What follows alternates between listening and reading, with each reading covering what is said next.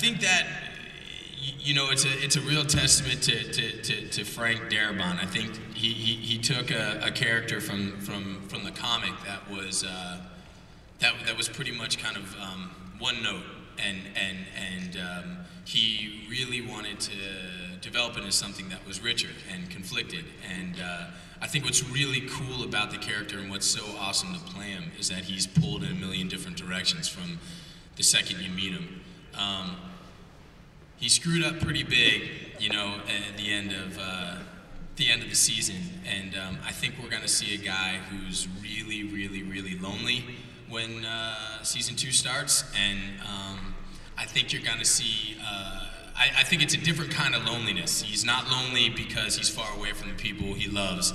He's lonely because he's right with the people he loves, but he can't be with them the way that he wants to. And I think that kind of loneliness makes you capable of doing some pretty heavy stuff. So I think you will see the worst of him and you will see the best of him in season 2. Well, last we saw Andrea, she was suicidal at the CDC, and it's interesting because a lot of people have asked me, so what happened? Like, you just decided to live, like, you know, a light bulb went off. Nothing could be further from the truth. I think that the only reason why Andrea left the CDC was because she didn't want Dale's blood on her hands, and I think that she desperately wanted to check out and be with her sister, and she's lost everything and she has no love in her life, and I think that there's going to be a lot of resentment towards Dale in season 2. I know that what he did was very selfless and loving, but I don't think Andrea can see past her grief right now. I'm very excited about Andrea getting stronger and finding her feet. For those of you that are aware, that have read the graphic novel, she does emerge as a warrior, and I'm very excited to put those boots on and start shooting off some zombies. But I know that I am, yeah, very excited. But there's a journey that she needs to go on, and I think, similarly to Shane, I think that she's going to be a bit of a lone wolf in season 2, and just trying to find her feet.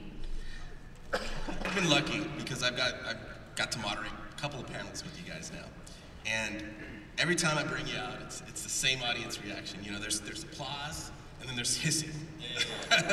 In New York, they booed the hell out of me. Yeah. But there was also, you know, there's also a lot of applause. It's a weird dynamic that happens there. So in a weird way, does that make you feel like you're doing something right with the character? You're playing him right?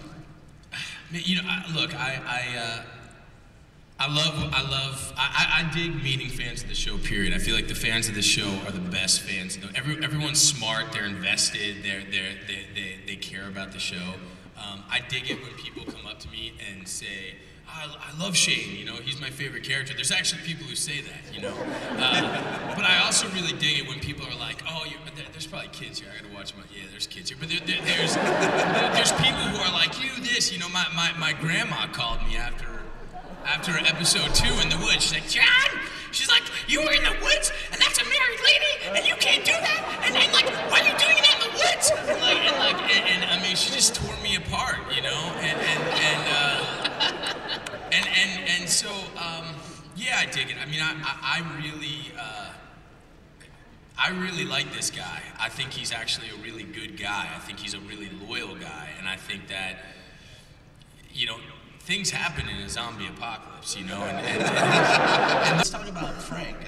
What's it like? You know, he brings a very cinematic vision to the show. I mean, I'm going to go out and say there's nothing like the look and feel of the show on TV right now, other than The Walking Dead. So that said, I'd like to know what it's like working with him. And I'm going to start with you, Laurie, because you've worked with him the most, actually. You've done 2 films with him, right? 2 or 3? Yeah, this is my third collaboration. You know, it's funny because I feel like I'm not working. I mean, I am, but I'm not. I think I saw Frank twice the entire time I was in Atlanta because he directed the pilot and I wasn't in the pilot, so I didn't see him. But he directed me in 2 other films, so you know, I know him so well, and I work very well creatively with him. he is so supportive of the cast, of the crew.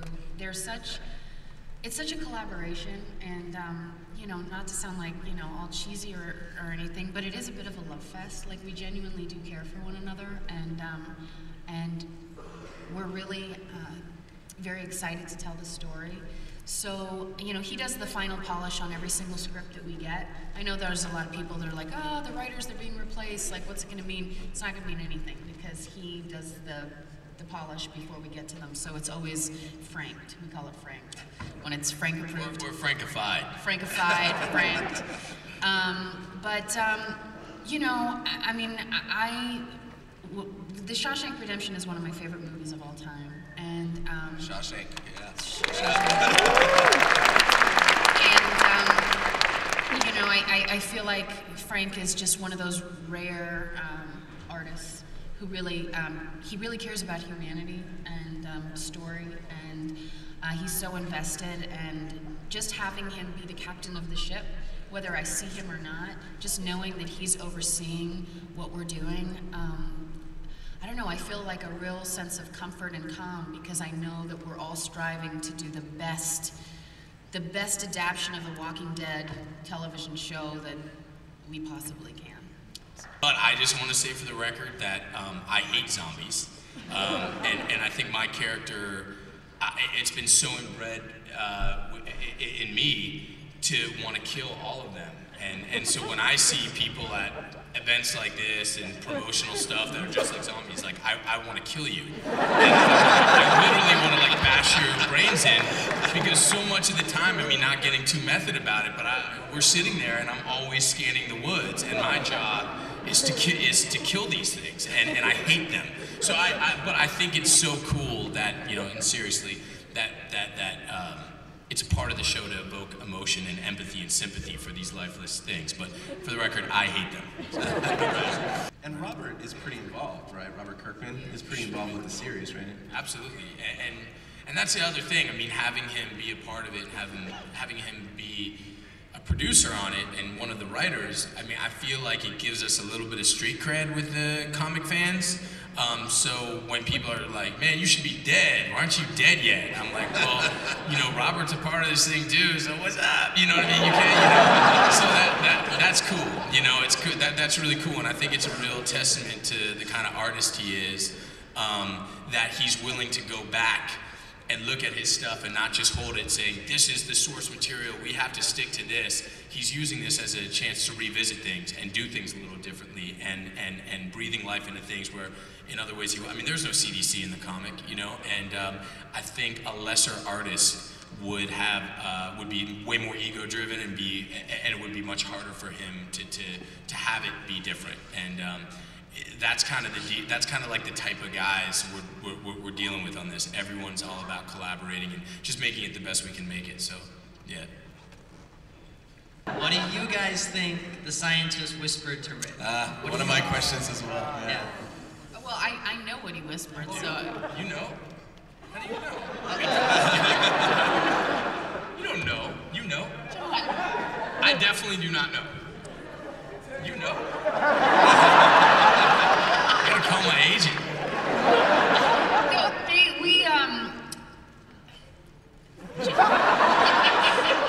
John. I definitely don't know. Go ahead. No, I'm listening. Go, please.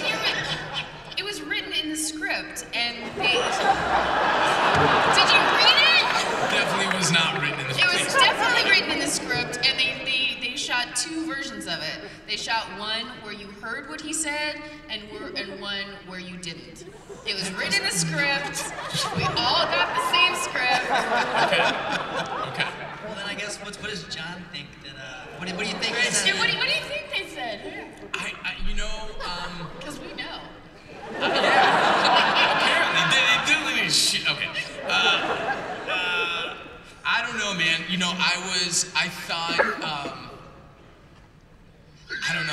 don't know. I thought, you know, I was worried. I think Shane was worried that he whispered, hey, I got cameras all over this place, and your buddy just did some pretty gnarly stuff to your wife. 3 famous celebrities you would pick to be in your zombie fighting team, living or dead. To kill zombies? Yeah. Hulk Hogan, Randy Macho Man Savage, and Hillbilly Jim.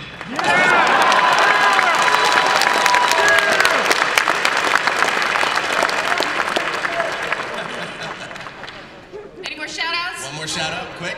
Is Darabont doing the premiere of season 2? No, but he is. You gotta ask him. I don't know. No, he is not. He is. I mean, he's writing them. I think he may direct an episode. Yeah, and 13 episodes this season, not 6. I heard a rumor that Stephen King's gonna write one. Yeah. You heard it here first. Yeah. When you guys were fishing, and did you actually guys catch the fish, or did you guys buy them?